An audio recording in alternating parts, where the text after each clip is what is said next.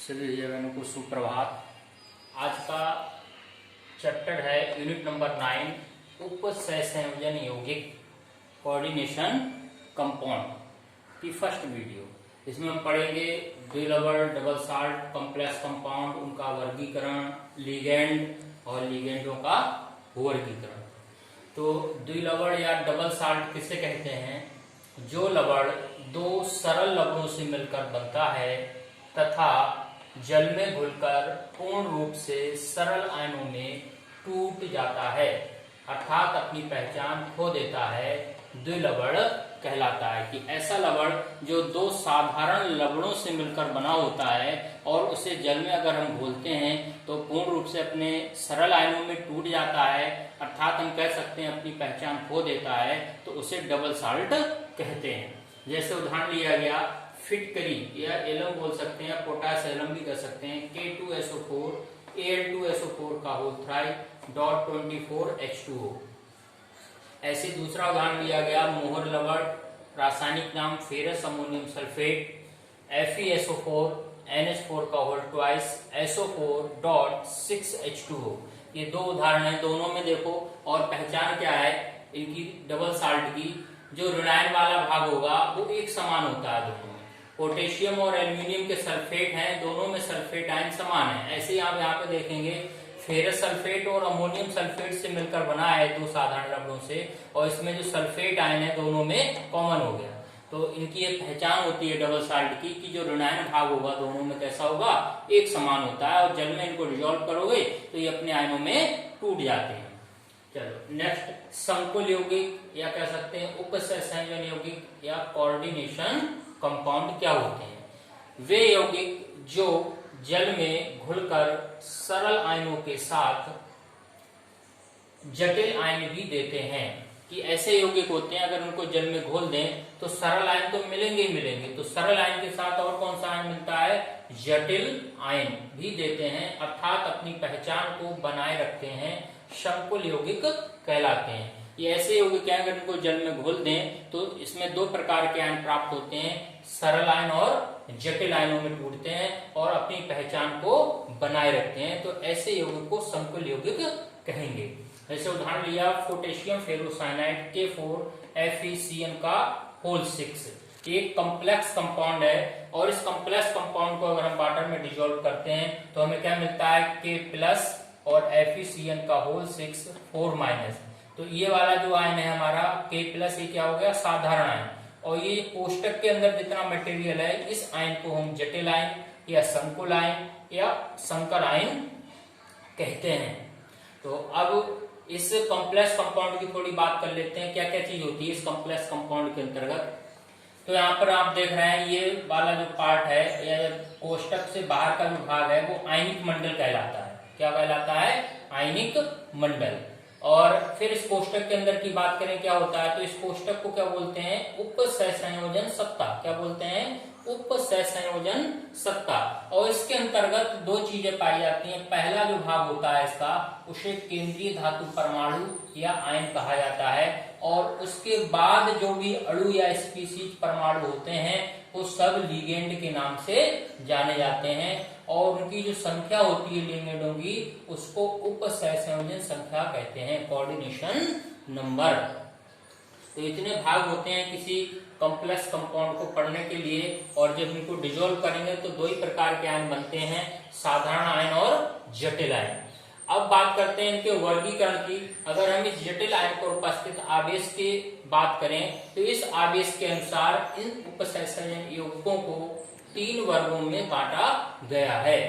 धन आवेशित संकुल क्या होते हैं? वे संकुल यौगिक जिनके जटिल आयन पर धन आवेश होता है धन आवेशित संकुल कहलाते हैं। जैसे एग्जांपल लिया CONH3 का होल 6 3+। तो इसके जटिल आयन है, ये कोष्टक के अंदर जितना भी होगा वो जटिल आयन कहलाता है या संकुल आयन। अब इस संकुल आयन पर कैसा आवेश? धन, तो कैसा हो गया? धन आवेशित हो गया।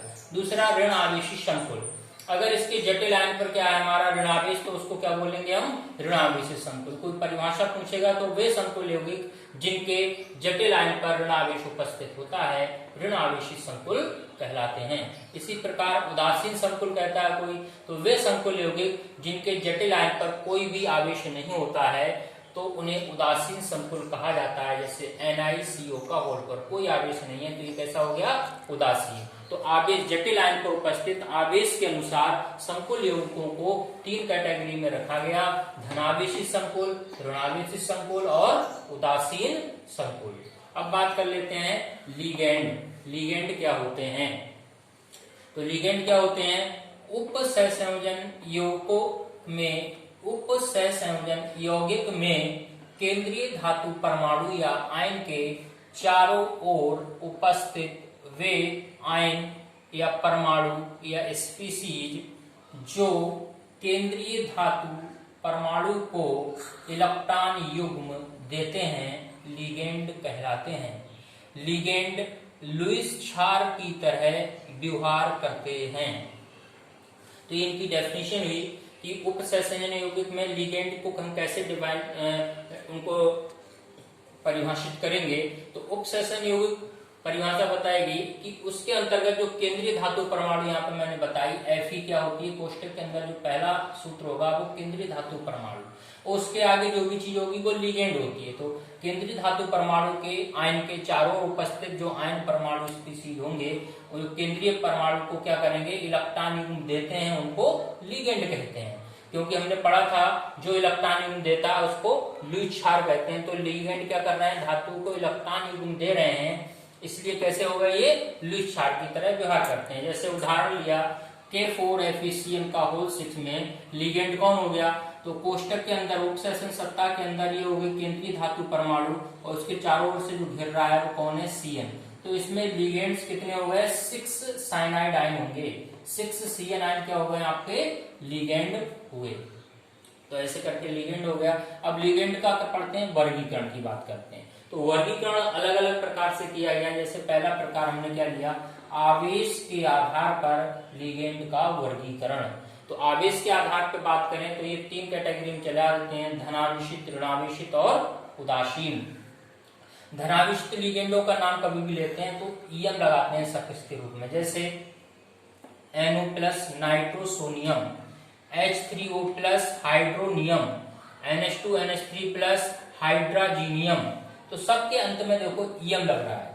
इसी प्रकार जो ऋणावेशित लिगेंड होते हैं जिनके ऊपर ऋणावेश लगा है उनके नाम के अंत में सब में O लगता है।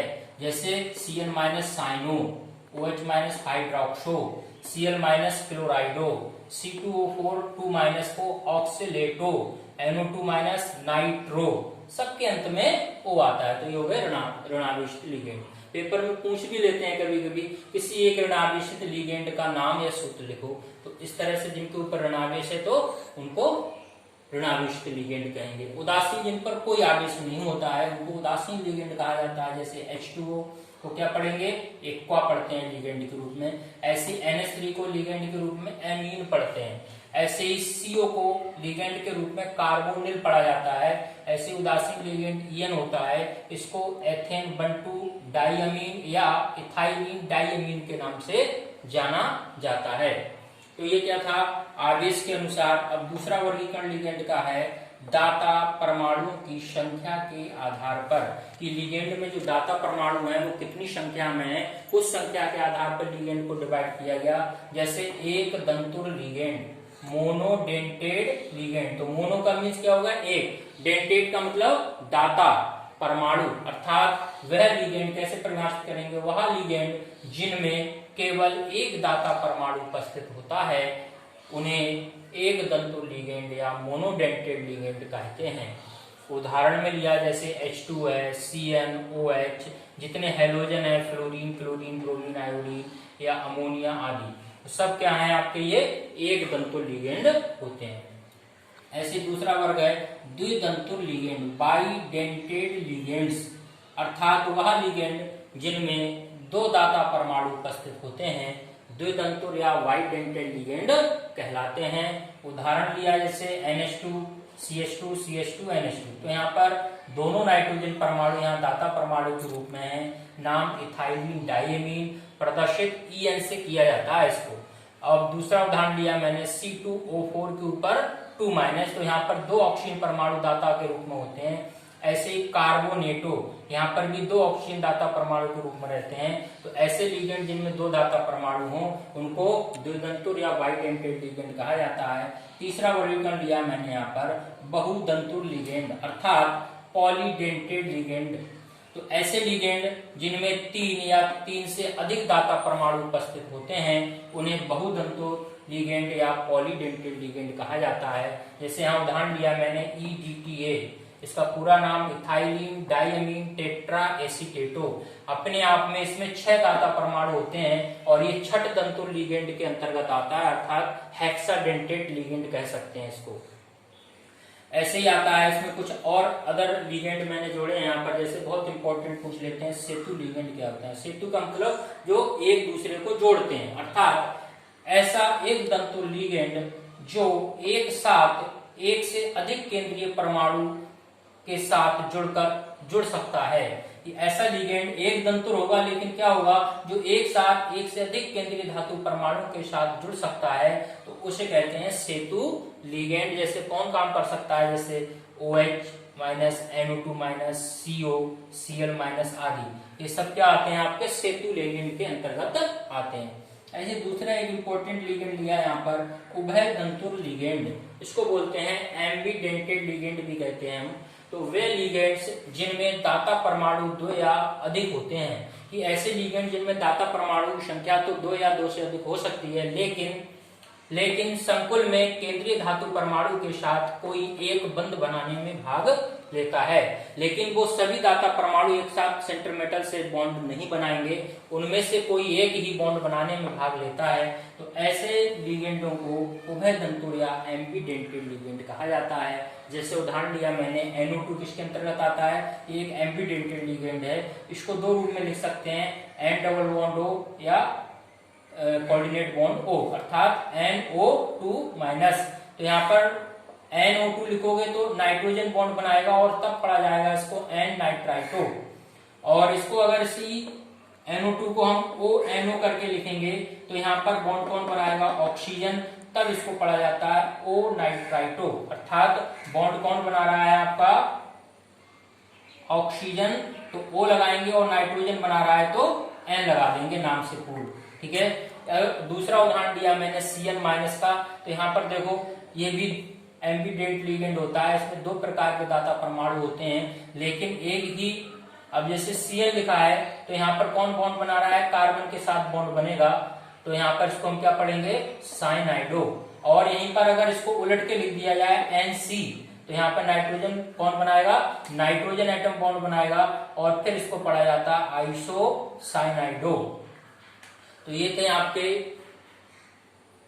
द्विलवण कॉम्प्लेक्स कंपाउंड, उनका वर्गीकरण, लिगेंड्स और उनका वर्गीकरण। और नेक्स्ट अगली वीडियो में आपको पढ़ने को मिलेगा। और आशा करता हूँ आज का टॉपिक भैया बहनों को समझ में आया होगा और आप सभी भैया बहनों का दिन मंगलमय हो।